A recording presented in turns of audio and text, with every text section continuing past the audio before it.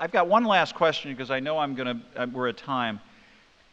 I guess, we've covered a lot of ground, and you five truly are innovative leaders, and you lead enterprises and cultures that are innovative.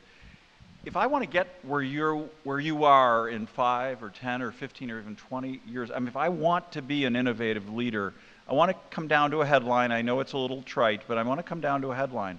What's a single bit of advice? I mean, Hardy, you want to jump in, and then we'll. I think if you want to come in, you'll have to come in reverse, because you're already ahead of us, Michael, in this area.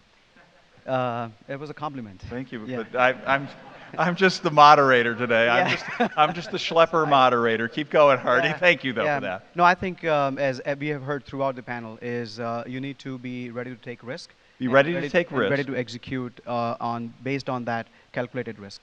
All right. Even if you're a brand new BA out of college, be ready to take calculated risk.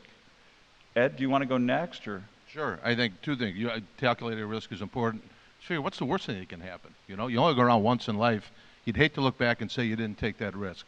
There's nothing wrong with taking a risk, falling down. It's just how you get up after that. But what we talked about earlier, I think, was really it's not about you. If you're going to start a business, you want to be someplace, the last thing you think about is you. You think about your shareholders, you think about your employees, you think about your customers. You start thinking about yourself first. You don't leave your ego at the door. You are doomed to fail. You're doomed to have a bad culture. Think about you don't even think about yourself. You think about the mission and how you're going to get there, and you empower your people. All those people are betting on you. Your shareholders, your customers, they're all betting on you. You got to come through for them. So the last person you think about is yourself. So be other focused, be concerned about the mission. Brenna, what's the one bit of advice? I would say to exercise your innovation muscle.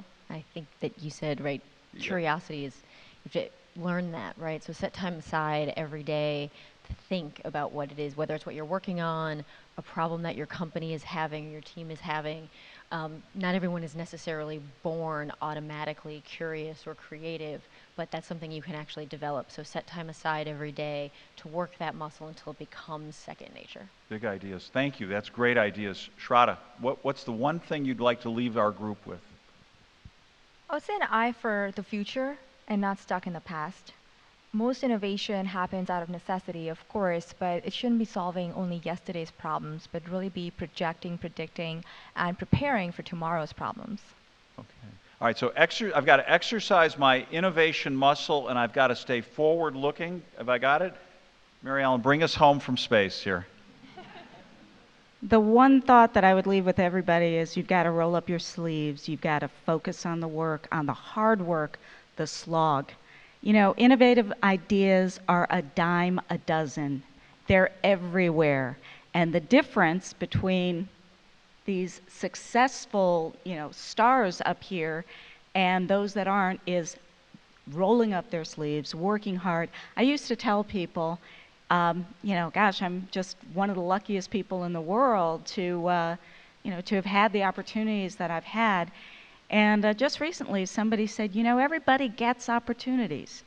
And the difference is, do you perform? Do you do the work? And I think that's really true. All right, so innovators do the work. On that note, please give this group of leaders from the top a great round of applause. Thank you very, very much.